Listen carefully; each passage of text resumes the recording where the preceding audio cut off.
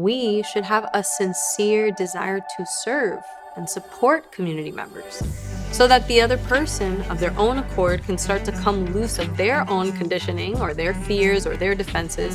And in this way, we can all explore new, more evolved ways of relating.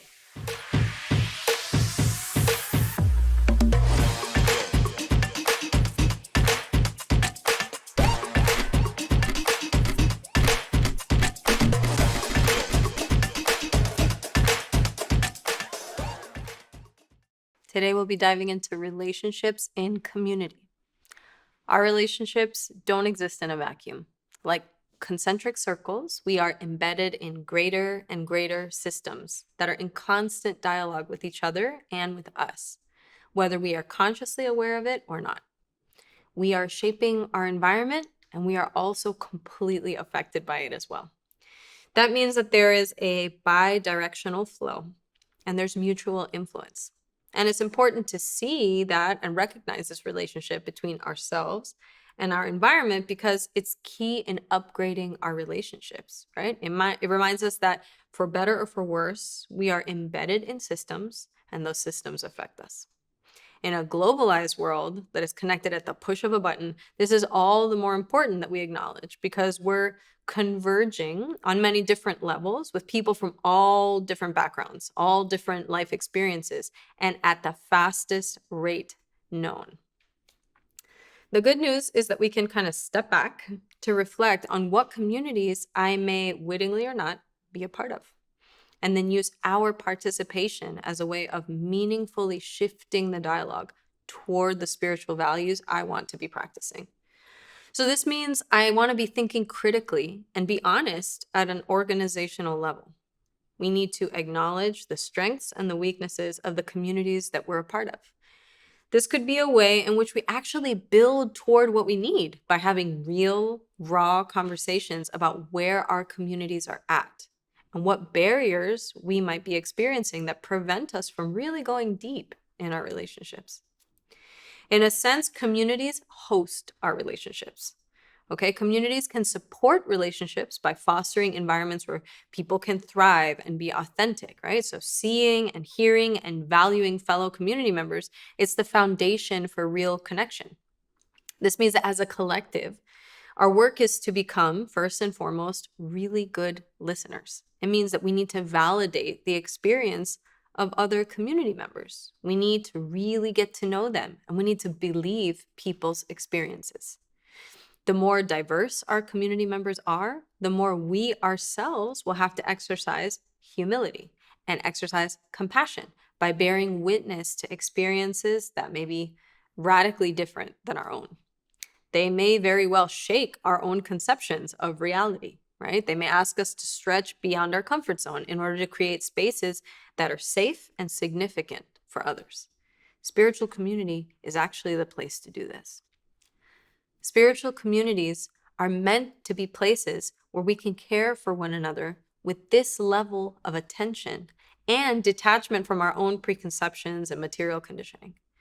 We should have a sincere desire to serve and support community members so that the other person of their own accord can start to come loose of their own conditioning or their fears or their defenses. And in this way, we can all explore new, more evolved ways of relating, right? This can only come alive in true relationships because you can't progress spiritually if you can't really be yourself. Real spirituality demands showing up as yourself fully, right? So we need a safe space to acknowledge where I'm at and to map out where I'd like to go according to spiritual values. These spiritual values then play out as practices, as behaviors, and trying these out can actually be new and uncomfortable and awkward and triggering. So we need to create safe spaces where this can be done. So the onus of this is really on leaders. Leaders of any community must model these values through their own embodied work so that new people, disadvantaged people, less experienced people, all of these community members can connect to the leader's authenticity and be able to establish trust, right? So that they feel, okay, I can really do this because I can see that they're really doing this. Many people are rightfully skeptical coming to institutions and communities with feelings of betrayal, feelings of trauma, grief, and these feelings are liable to be replicated and then compounded if there's not that real authenticity, if there's not transparency, if there's not vulnerability at the heart of an institution that's exemplified by leaders and teachers and speakers, so on. So we're saying that the essence of spirituality lies in the practice, not just what we profess. An embodied spiritual practice is manifest in someone's behavior. It's also manifest in how they respond to feedback, how they interact with other members of the community, how they respond to important issues, how they respond to conflict. Are they able to adapt and shift according to the needs of their membership? Institutions, companies, organizations, these are relationship arenas. They should be themselves examples of trustworthiness so that they can foster their members' own trustworthiness, not just in relation to the institution, but in relation to one another. So in the Bhagavad Gita, Krishna says that he himself practices and leads according to spiritual values and spiritual culture because he knows that whatever leaders do, others will follow.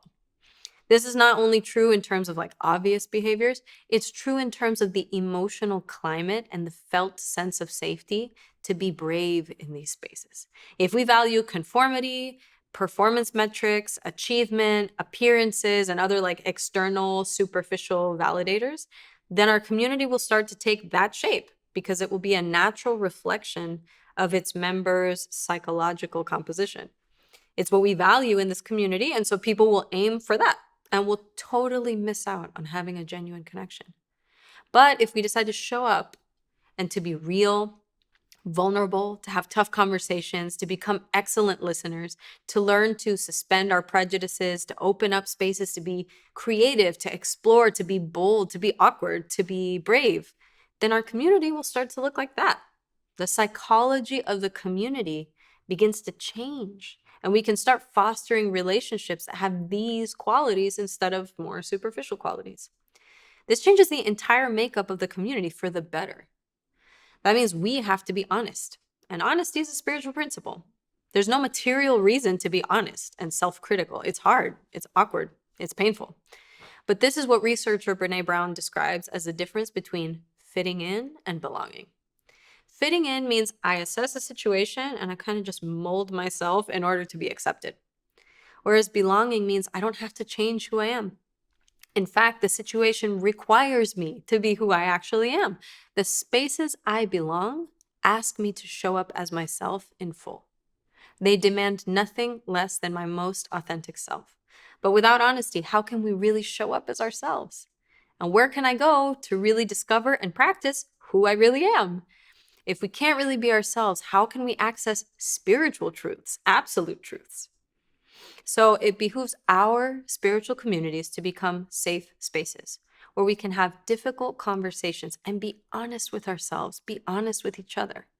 Once that freedom that comes from honesty, from showing up genuinely is felt, then we have space to become creative, to practice spirituality without fear, with real companionship, right? To hold space for growth because there's finally authenticity. Things are real. There's real humility, real compassion, real transformation. That's the vein of goal. That's the real spiritual goal of communities. It should be to espouse these values and have spaces that foster relationships that are deep and meaningful and real. True connection is what keeps communities together, is what keeps relationships together on a micro level, and it's what keeps relationships together on a macro level. It means the organizations and institutions that are a part of this are fostering spaces where people can be nourished and they can thrive exactly as they are. So as an exercise, we might first want to get curious about what institutions or organizations am I already a part of as a member, like knowingly, or not even as like a leader, a facilitator. Once I have those mapped out, I want to assess if I'm even familiar with their mission statement or their stated purpose. What is this group or this class or this institution or this organization, this job? What is their stated intention? What is their purpose? Then I want to really dig deep and examine, am I aligned with this mission, right? Can I show up authentically here? Does me showing up authentically hinder or help me in participating in that mission? So that'll be kind of an assessment around the values alignment here, right? Am I trying to fit in here, or do I actually feel like I belong here? Are there spaces where myself and others can be creative and show up as we are? Especially if I'm in leadership, I want to take a look. Am I opening up avenues of conversation where people can express themselves, where people can really be who they are and experience safety in that? Do people feel valued when they're their most genuine? The spaces and places that we inhabit, they can either foster authenticity or they're going to suffocate our expression of who we are. The goal with this is to realize that if we create greater transparency, honesty, vulnerability, trust, intimacy in our individual relationships, that will reflect in the community. But we also have to acknowledge that being community members, the environments in which we practice relationships themselves have to be fostering and practicing these values on an organizational level. Then being genuine can be a gift that we give ourselves and that we give others, and we can see all of our relationships really come to life before our very eyes. This can make lasting social and spiritual change in the world.